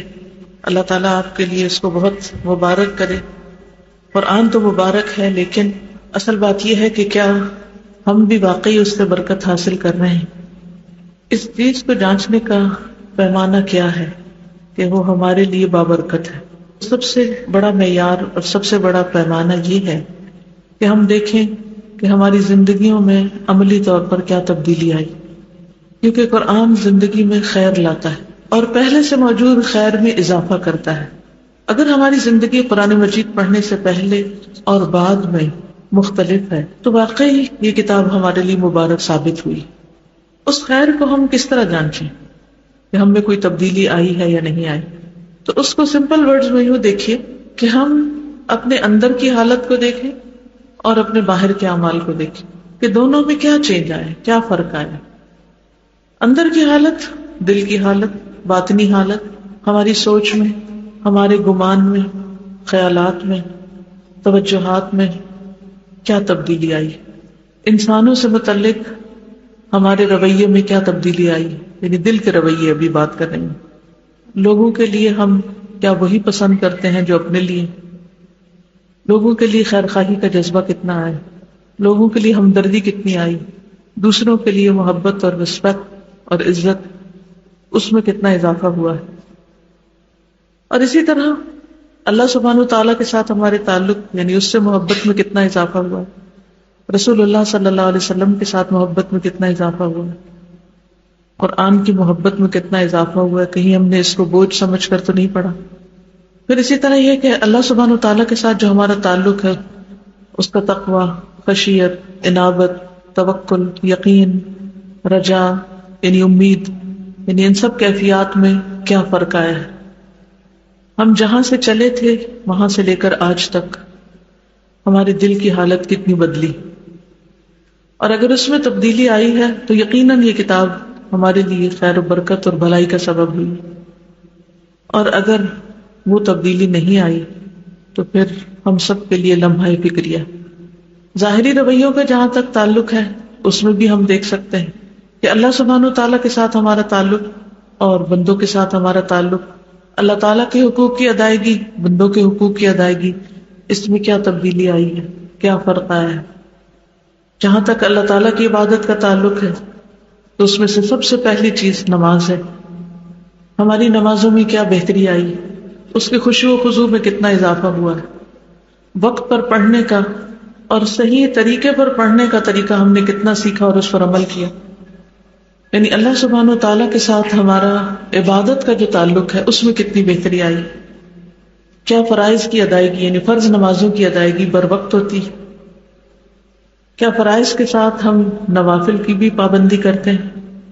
اور پھر نوافل میں خاص طور پر جیسے تہجد کے نوافل، اس کو پڑھنے کی کتنی کوشش کی. اسی طرح کیا ہم نے اشراق پڑھنا شروع کیے؟ کیا اگر کبھی اشراق چھٹ جائے تو تکلیف ہوتی؟ رمضان کیسا گزرتا ہے؟ رمضان میں عبادات کی کیفیت کیسی ہے؟ پھر اسی طرح نفل روزوں کی طرف کیا توجہ کی؟ کیونکہ اگر قرآن مجید پڑھ کر اللہ سبحانہ وتعالیٰ سے تعلق میں اضافہ نہیں ہوا تو پھر ہم صرف ایک مشین بن گئے. پھر اسی طرح اللہ سبحانہ وتعالیٰ کے ساتھ صرف عبادات ہی کا تعلق نہیں بلکہ ہر وقت کا تعلق، یعنی ذکر. ہمارے دل میں اکثر کس کی یاد رہتی، ہماری زبان پر اکثر کس چیز کے تذکرے رہتے ہیں؟ کیا واقعی اللہ سبحانہ وتعالیٰ اتنا قریب محسوس ہوتا ہے کہ اس سے زیادہ قریب کوئی اور نہ ہو؟ کیونکہ قرآن ایمان میں اضافہ کرتا ہے، ایمان کی تکمیل کرتا ہے قرآن کو پڑھنا پڑھانا. کیا وہ تکمیل اس اعتبار سے ہوئی کہ والذین آمنوا اشد حبا للہ، وہ لوگ جو ایمان لائے اللہ کی محبت میں شدید ہوتے ہیں. اشد کا مطلب ہے سب سے زیادہ شدید، سب سے زیادہ محبت رکھنے والے.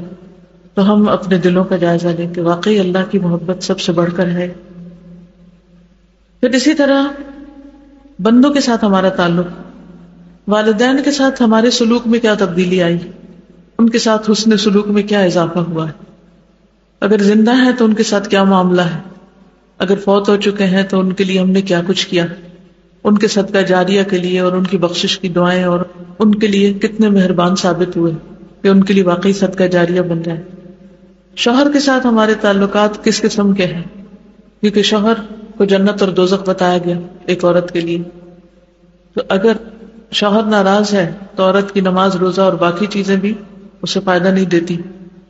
ہاں اگر ناراضگی اس کی وجہ ہے، اگر دین پر عمل کرنے میں ناراضگی ہے کہ کوئی نماز کیوں پڑھتا ہے یا اللہ کا حق کیوں ادا کرتا ہے، تو وہ بے جان ناراضگی. لیکن اس کے جائز حقوق جو اللہ نے اس کو دیے ہیں، کیا ان حقوق کی ادائیگی کی فکر ہے؟ اس کے ساتھ بات چیت میں، معاملے میں کیا ہوتا ہے؟ پھر اس کے ساتھ ساتھ اس کے جو پیارے ہیں، جو اس کے والدین ہو سکتے ہیں، بہن بھائی ہو سکتے ہیں، ان کے ساتھ ہمارا تعلق کیسا ہے؟ کیونکہ یہ وہ رشتے ہوتے ہیں کہ جس میں عام طور پر رشتوں کے حقوق کی ادائیگی یا ان کے ساتھ اچھا معاملہ بہت مشکل ہوتا ہے، جس کے لیے انسان کو واقعی جد و جہد کرنی پڑتی. کیا اس میں کوئی تبدیلی آئی؟ اپنے ہمسایوں اور نیبرز کے ساتھ ہمارے تعلقات کیسے ہوئے؟ اپنے ہی بچوں کے ساتھ ہمارے رویے کیسے ہیں؟ کیا ان کو بھی ہم دین کی طرف لائیں؟ کیا ان کے دلوں میں بھی دین کی محبت ڈالنے کی فکر ہم سب کو ہوئی؟ حقیقت یہ ہے کہ قرآن کا نور ایسا ہے کہ جو انسان کے اپنے دل سے لے کر اس کے ظاہر اور اس کے آس پاس کے سارے ماحول کو منور کرتا ہے. اور قرآن کی برکتیں ایسی ہیں کہ وہ صرف پڑھنے والے پر ہی نہیں اترتی، وہ اس کے آس پاس جتنے بھی اس سے متعلق لوگ ہوتے ہیں ان سب پر بھی اتر رہی ہوتی ہے، کیونکہ ایسے شخص سے پھر ہر ایک کو فیض پہنچ رہا ہوتا ہے. تو آج کا دن خوشی کا بھی ہے، آج کا دن اپنے حساب اور محاسبے کا بھی ہے، اور آج کا دن آئندہ کے لیے اس قرآن مجید کے ساتھ کس قسم کا تعلق رکھنا ہے اور اس سے کیسے اپنی راتوں کو آباد کرنا ہے اور کیسے اپنے دنوں کو اس کی روشنی سے منور کرنا ہے، یہ ہم سب کی سوچنے کی ضرورت. ایک حدیث آپ کے ساتھ شیئر کرنا چاہوں گی، اور وہ حدیث ہے امام نووی کی الاربعون النوویہ سے، حدیث نمبر 13. یہ حدیث ہمارے لیے ایک سوال ہے کہ کیا واقعی قرآن پڑھنے اور پڑھانے اور قرآن کی تعلیم دینے سے ہمارے عملی رویوں میں اور لوگوں کے ساتھ جو ہمارے تعلقات ہیں ان میں تبدیلی آئی ہے یا نہیں آئی.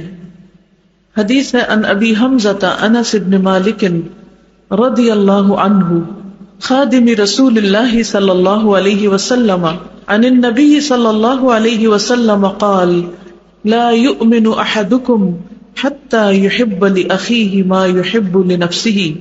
انس بن مالک سے روایت ہے کہ رسول اللہ صلی اللہ علیہ وسلم نے فرمایا، تم میں سے کوئی شخص اس وقت تک کامل مومن نہیں بن سکتا جب تک کہ اپنے مسلمان بھائی کے لیے وہی پسند نہ کرے جو وہ اپنے لیے کرتا ہے. یہ حدیث ہم سے ایک سوال کرتی، ہمیں اپنا جائزہ لینے کا موقع فراہم کرتی، اور وہ کیا کہ ہمارے ایمان کی حالت کیا ہے. کیونکہ نبی صلی اللہ علیہ وسلم نے فرمایا کہ تم میں سے کوئی شخص اس وقت تک مومن نہیں ہو سکتا، یعنی اس کا ایمان مکمل نہیں ہو سکتا جب تک کہ وہ دوسرے کے لیے وہ نہ چاہے جو اپنے لیے چاہتا ہے. ہم اپنے لیے کیا چاہتے ہیں؟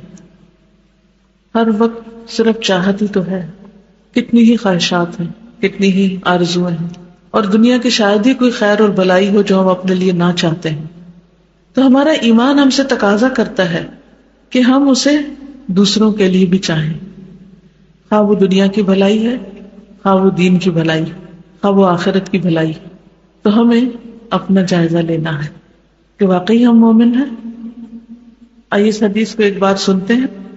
كمال الإيمان عن أبي حمزة أنس بن مالك رضي الله عنه خادم رسول الله صلى الله عليه وسلم عن النبي صلى الله عليه وسلم قال لا يؤمن أحدكم حتى يحب لأخيه ما يحب لنفسه.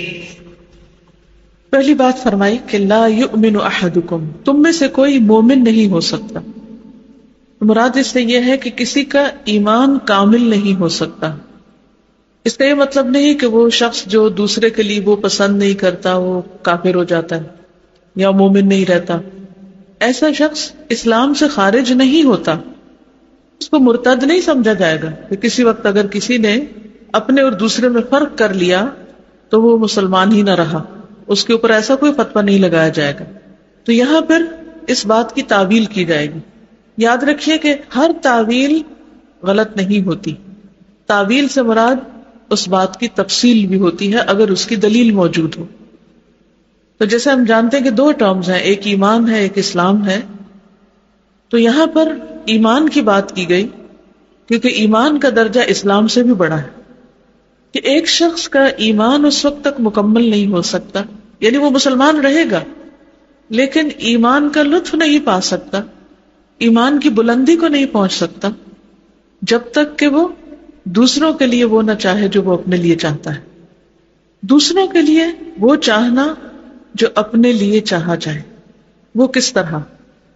وہ اس طرح کہ جیسا کہ نبی صلی اللہ علیہ وسلم نے ایک اور حدیث میں بھی فرمایا، حضرت ابو ہریرہ نے آپ صلی اللہ علیہ وسلم سے روایت کی تھی کہ آپ نے فرمایا، اے ابو ہریرہ متقی بن جاؤ تو سب لوگوں سے زیادہ عبادت گزار ہو جاؤ گے، قناعت پسند بن جاؤ تو سب سے زیادہ شکر گزار ہو جاؤ گے، لوگوں کے لیے وہی کچھ پسند کرو جو اپنے لیے کرتے ہو تو مومن بن جاؤ گے، اپنے ہمسائے کے ساتھ ہمسائیگی کا تعلق اچھا رکھو تو مسلم بن جاؤ گے، اور ہنسنا کم کر دو کیونکہ زیادہ ہنسی دل کو مردہ کر دیتی۔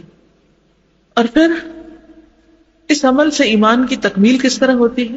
ایک اور جگہ پر نبی صلی اللہ علیہ وسلم نے فرمایا کہ تم میں سے جو شخص یہ چاہتا ہے کہ اسے جہنم کی آگ سے بچا لیا جائے اور وہ جنت میں داخل ہو جائے تو اسے اس حال میں موت آنی چاہیے کہ وہ اللہ اور یوم آخرت پر ایمان رکھتا ہو اور لوگوں کو وہ دے جو خود لینا پسند کرتا ہو۔ تو گویا یہ دوسری حدیث پہلی حدیث کی مزید وضاحت کر رہی، یعنی لین دین میں، معاملات میں۔ اب لین دین کہاں سے شروع ہوتا ہے؟ ایک ہمارا لین دین گھر والوں کے ساتھ ہوتا ہے، اور ایک لین دین ہمسایوں کے ساتھ ہوتا ہے، پھر رشتہ داروں کے ساتھ ہوتا ہے، پھر عام لوگوں کے ساتھ ہوتا ہے۔ اس لین دین میں ہم کیا کیا لینا دینا کرتے ہیں؟ گھر کے اندر کیا لینا دینا ہوتا ہے؟ کوئی بتائے گا آپ نے؟ گھر والوں کے ساتھ ہم کیا لینا دینا کرتے ہیں؟ ویری گڈ ایگزامپل، جیسے کھانا دیتے ہیں، آپ مثلاً کھانا نکال کر دے رہے ہیں یا اپنے لیے کھانا ڈال رہے ہیں، مثلاً آپ سب گھر والے بیٹھے ہیں، بہن بھائی بیٹھے ہیں، سب کو کھانا ہے، اب پہلے نمبر پہ آپ کے ہاتھ آ گیا، اب آپ کو کھانا کیسے ڈالنا ہے؟ جی، دوسروں کا خیال رکھتے ہوئے، یا اس کو گھما گھما کے اپنی پسند کی چیز نکال کے کھانا ٹھنڈا کر کے اور جو بچا کچا ہے وہ دوسرے کے آگے کر دیں۔ اس معاملے میں سنت ہمیں کیا سکھاتی؟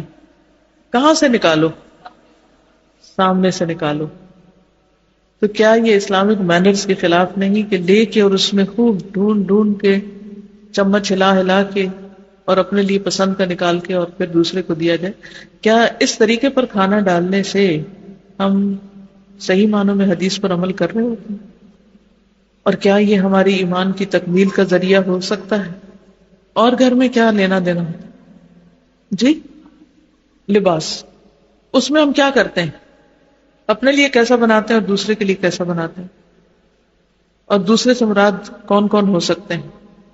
گھر کا سٹاف ہو سکتا ہے، چلیں وہاں پھر بھی کسی عذر کو قبول کیا جا سکتا ہے، لیکن ان لاز، رشتہ دار جب اپنے لیے کچھ خریدتے ہیں تو وہ خریدتے ہیں جو پہننے کے لائق ہو، اور جب کسی رشتہ دار کو دینا ہو، بلکہ باقاعدہ کہا جاتا ہے جو چیز گھٹیا قسم کی ہو کہ چلو یہ سستی مل رہی ہے، خرید لیتے ہیں، دینے دلانے کے کام آ جائے گا۔ واضح طور پر ہم نے فرق کر دیا۔ اب ہم یہ کہہ سکتے ہیں کہ بھئی اتنا تو کوئی افورڈ نہیں کر سکتا کہ جو خود پہن رہے ہیں وہی کسی کو دیں، ہاں واقعی، لیکن کیوں نہیں افورڈ کر سکتے؟ اس کی کیا وجہ ہوتی؟ دل تو ایک طرف، اس کی وجہ یہ ہوتی اپنے لیے ایک نہیں، دو نہیں، تین، ایک ایک وارڈروب جا کر اگر آپ دیکھیں تو جو کچھ اس میں لٹکا ہوا ہوگا کیا وہ سارا استعمال کے لائق بھی ہے، اور کیا واقعی وہ اسراف میں شامل ہوتا ہے یا نہیں ہوتا؟ ہمیں کسی کو دینے کے لیے کچھ اس لیے نہیں ملتا کیونکہ ہم اپنی ذات پر اسراف کرتے ہیں اور دوسرے کو دیتے وقت پھر ہمارے پاس کچھ نہیں بچتا۔ پھر ایمان کی تکمیل تو نہ ہوئی۔ اپنے سٹینڈرڈ کو تھوڑا سا نیچے لے آئیں، اپنی ذات کے لیے تھوڑا سا کم کر لیں، کوئی زیادہ شان میں فرق نہیں آتا۔ کیا آپ کے رشتہ دار آپ کے اچھے لباس کی وجہ سے آپ سے محبت کرتے ہیں یا آپ کے اچھے اخلاق کی وجہ سے؟ اور یہ ہماری کتنی غلط فہمی ہے کہ اگر ہمارا ڈریس زیادہ اچھا ہوگا تو ہمارا روب زیادہ ہوگا اور ہم دوسرے کو دبا کے رکھ سکتے ہیں۔ ہاں وقتی طور پر ہو سکتا ہے کوئی شخص آپ سے خوف زدہ ہو، مروب ہو، لیکن حقیقت میں وہ مروب نہیں ہو سکتا، آپ اس کا دل نہیں جیت سکتے۔ ہو سکتا اپنی زبان سے بھی کچھ بھی نہ کہیں۔ اسی طرح جیسے گرمیوں سردیوں کے کپڑے بنتے ہیں، سارے گھر والوں کے بن رہے ہیں، ایک اور فرق جہاں پر آتا ہے وہ بیٹیوں اور بہوؤں میں آتا ہے۔ میں نہیں کہتی کہ سب لوگ کرتے ہیں، بعض لوگ ہو سکتا ہے کہ بہوؤں کے لیے بیٹیوں سے بھی زیادہ کرتے ہیں، لیکن اس میں بھی اپنے پرائے میں فرق کر لیا جاتا ہے۔ پھر جہاں سگے سوتیلے کا معاملہ ہو وہاں بھی فرق کر لیا جاتا ہے، اور ان بنیادی اسلامی اصولوں پر عمل نہ کرنے کی وجہ سے نقصان کیا ہوا ہے کہ معاشرے میں اتنا فرق آ گیا ہے کہ ایک ہی خاندان کے اندر بڑے بڑے فرق پائے جاتے ہیں اور ایک ہی سوسائٹی کے اندر، جس کی وجہ سے یہ سارا انریسٹ ہے۔ اب آپ دیکھیے کہ نبی صلی اللہ علیہ وسلم نے فرمایا، اور یہ صحیح مسلم کی حدیث ہے، من احب ان یزحزح عن النار ویدخل الجنۃ، جو چاہتا ہو کہ وہ آگ سے بچا لیا جائے اور جنت میں داخل ہو جائے، اور ہم سب چاہتے ہیں کیونکہ یہی سکسیس ہے اصل میں۔ قرآن پڑھتے ہوئے پڑھاتے ہوئے بہت دفعہ یاد کوٹ کی جاتی ہے، من زحزح عن النار وادخل الجنۃ فقد فاز، کہ جو آگ سے بچا لیا گیا اور جنت میں داخل کر دیا گیا وہ کامیاب ہو گیا، فقد فاز۔ تو یہاں آپ نے اسی چیز کے بارے میں فرمایا کہ جو چاہتا ہے کہ آگ سے بچا لیا جائے اور جنت میں داخل کر دیا جائے، اسے چاہیے کہ اس کی موت اس حال میں آئے، موت اس حال میں آئے کہ وہ اللہ اور یوم آخرت پر ایمان رکھتا ہو اور لوگوں کو وہ دے جو خود لینا پسند کرتا ہو۔ اب یہاں دائرہ بڑھا دیا گیا، صرف گھر والے نہیں، باہر کے بھی شامل ہو جاتے ہیں۔ تو جب ہم اپنوں کے ساتھ ایسا معاملہ کرتے ہیں تو باہر والوں کے ساتھ کیا کریں گے؟ پھر کچھ اور کیا دیتے ہیں ہم اپنے گھر والوں کو؟ اچھا اخلاق، اچھا رویہ۔ ہمیں تو دین یہ سکھاتا ہے کہ اس کو بھی سلام کرو جس کو جانتے اور اس کو بھی کرو جس کو نہیں جانتے۔ ٹھیک ہے، جس کو ہم جانتے ہیں اس سے سلام کر کے ایک محبت کا عنصر شامل ہوتا ہے تو obviously ایک والہانہ انداز ہوتا ہے، لیکن ایک ایکسٹریم یہ ہے کہ جس کو جانتے ہیں اس کو تو صرف سلام نہیں، گلے لگانا اور لمبی چوڑی باتوں کا سلسلہ شروع ہو جاتا ہے، اور دوسری طرف جس کو نہیں جانتے چاہے وہ اس کے ساتھ ہی کھڑا ہو، اس کے ساتھ ہی آیا ہو، اس کی طرف دیکھنا بھی گوارا نہیں کرتے، اور سلام بھی نہیں کرتے، اس کو پوچھتے بھی نہیں، آگے بڑھ کے یہ بھی نہیں جاننے کی کوشش کرتے کہ یہ غریب ہے کون۔ دیکھنے کو تو چھوٹی سی بات ہے لیکن بہت بڑی بات۔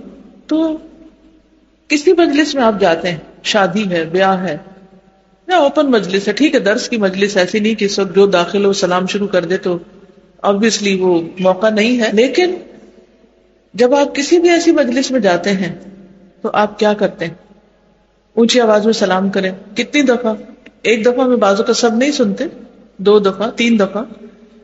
شرمندہ نہ ہو، شرمسار نہ ہو، اور یہ نہ سوچے کہ میں کوئی برا کام کر رہا ہوں۔ آپ تو وہ کام کر رہے ہیں جو جنت میں لے جانے والے، اور پھر اپنی کرسی سے اٹھ کے ان سے بھی ملے جن کو آپ جانتے ہیں، رشتے داروں کو، دوستوں کو، اور ان سے بھی ملے جن کو آپ نہیں جانتے، اور بہت اچھے اخلاق سے ملے، ان کے لیے بھی وہی پسند کریں۔ کیونکہ بعض اوقات ایسا بھی ہوتا ہے کہ کسی شادی میں، کسی مجلس میں کوئی ایسا شخص آ جاتا ہے کہ جو انجان ہوتا ہے یا دوسرے شہر یا ملک سے آیا ہوتا ہے، اس کو زیادہ تر لوگ نہیں جانتے ہوتے، یا دور پار کا کوئی رشتے دار ہوتا ہے، تو ایسے میں اس کی فیلنگ کیا ہوتی؟ سارے گل رہے ہیں، مل رہے ہیں، گلے لگ رہے ہیں، ایک دوسرے سے چہچہا رہے ہیں، باتیں کر رہے ہیں، اور اس کو کارنر کر دیا گیا۔ اس کے لیے بھی وہی پسند کریں کہ جو آپ اس کی جگہ پر ہوتے تو اپنے لیے پسند کرتے، اس کو اپنی جگہ پہ رکھ لیں۔ اور کیا دیتے ہیں ہم دوسروں کو؟ اسمائل دیتے ہیں۔ تو ضروری نہیں ہوتا کہ آپ صرف اس کو اسمائل دیں جس کو آپ جانتے ہیں، اس سے اسمائل کا تبادلہ کریں، اس کو بھی دیں جس کو آپ نہیں جانتے، وہ بھی اللہ کی کریشن ہے، یعنی آپ کی مسلمان بہن ہے۔ اور کیا دینا ہوتا ہے؟ اور کیا دیتے ہیں؟ رسپیکٹ دیتے ہیں۔ رسپیکٹ کے معاملے میں بھی ہر ایک کو رسپیکٹ دیں۔ ٹھیک ہے، کچھ عمر میں ہم سے بڑے ہوتے ہیں، کوئی علم میں بڑا ہوتا ہے، obviously ان کا حق زیادہ ہوتا ہے، لیکن اس کا یہ مطلب نہیں کہ جو اپنے سے کسی درجے میں چھوٹا ہے اس کو کوئی رسپیکٹ ہی نہ دیں، اس کو ٹوٹلی اگنور کر دیں، اس کو بھی دیں۔ اور دینے والی چیزوں میں، بانٹنے والی چیزوں میں کیا ہوتا ہے؟ دعاؤں میں بھی سب کو شریک کریں، اور مال، ٹھیک ہے، وقت اور علم، مثلا جیسے قرآن پڑھے ہوئے لوگ ہیں یہاں، یا پڑھنے والے، یا جو بھی قرآن نہ سے کوئی بھی علم ہے آپ کے پاس۔ آخر ایسا کیوں ہوتا ہے کہ جب ہمارے پاس کوئی ہنر ہوتا ہے یا کوئی علم ہوتا ہے یا کوئی اسکل ہوتی ہے، ایون کیک بنانا ہی ہے مثلا، ایز لانگ ایز آپ اس کو میدے سے نہ بنا رہے ہیں، کیک بنانا ہی ہے۔ اب بہت سے لوگ میدے کی جگہ جو کا آٹا استعمال کریں گے، لیکن obviously وہ ریسیپی نہیں پتا تو وہ چیز اس طرح نہیں بنتی، لیکن کچھ لوگ بہت ماسٹر ہو چکے ہیں اس میں بھی، بہت اچھے اچھے بنا لیتے ہیں۔ اب ان کا کیا فرض بنتا ہے کہ اس علم کو کیا کریں، ریسیپیز کو واقعی خوشی سے دیں گے، کیونکہ بہت سے لوگ اس میں بخل کرتے نہیں دیتے، وہ ایک انگریڈینٹ کم کر دیں گے اس میں اور وہ ویسا نہیں بنے گا۔ اس قسم کا بخل ہے، اور آپ دیکھیے اس کی وجہ سے کتنے آرٹ اور کتنے ہنر ختم ہو گئے۔ آج ہمارے ہی ملک میں کتنی چیزیں ایسی ہیں جو ریئر ہوتی جا رہی ہیں. ابھی پچھلے دنوں میں ملتان میں تھی، جب میری شادی تھی آج سے 30-32 سال پہلے، تو اس وقت میں دیکھتی تھی کہ بہت زیادہ ہاتھ کا کام، دھاگے کا کام، موتی کا کام، تلے کا کام، اس کا اس کا. اب اتنا کام لوگ نہیں کرتے، بہت سی چیزیں مشینی ہو گئی. بہت سی جیسے وہ دلائیاں بنتی تھیں اور اس میں بہت پتلی روئی کی تہ اور یا کھیس کی طرح یا ہلکے اور چھوٹے چھوٹے ٹانکوں کے ساتھ وہ چیزیں اتنی کمفرٹیبل اور اتنی صحت کے لیے بھی اچھی اور اتنی بہترین کہ کوئی دنیا کی اور چیز کو ایسا مقابلہ نہیں اس کا کرتی. لیکن اب اٹس جسٹ ڈائنگ آرٹ. کوئی نہیں جانتا، کیونکہ یا تو لوگوں نے مشینی زندگی کو اختیار کر کے ویسے ہی چھوڑ دیا، یا پھر یہ کہ سکھانے والوں نے اس کو آگے سکھایا نہیں، ٹرانسفر نہیں کیا. ایک نہیں، بہت ساری چیزیں ایسی ختم ہوتی چلی جا رہی. پہلے گھروں میں پنجیریاں بنتی تھی، ایسی چیزیں، گرمی آئی ہے، سردی آئی ہے، خاص قسم کی دیسی چیزیں بنتی تھی. اب وہ سب بچوں کو آگے کسی کو بھی نہیں آتی. اس میں ضروری طور پر یہ نہیں کہ بخل کے تحت نہیں سکھایا گیا، اسے بانٹا نہیں گیا، دیا نہیں گیا. اور نئے نئے کھانے اور نئے نئے قسم کی جو چیزیں ہیں ان کے بنانے میں، وہ چیزیں اگر ہمیں کسی سے شیئر کرنی پڑے یا کسی کو راہ دکھانی پڑے یا کوئی سستی چیز کہیں مل رہی ہو، ہم دوسروں کے لیے وہ نہیں پسند کرتے جو اپنے لیے چاہتے. اسی طرح علم میں کوئی اور علم بھی ہو سکتا ہے، چاہے دین کا ہو یا دنیا کا. بعض اوقات ہم خود تو پڑھ لیتے ہیں یا اپنے بچوں کی حد تک پڑھا سکھا لیتے ہیں، لیکن اس کو آگے نہیں بانٹتے، دوسروں کو اس میں شریک نہیں کرتے، دوسروں کو نہیں بتاتے.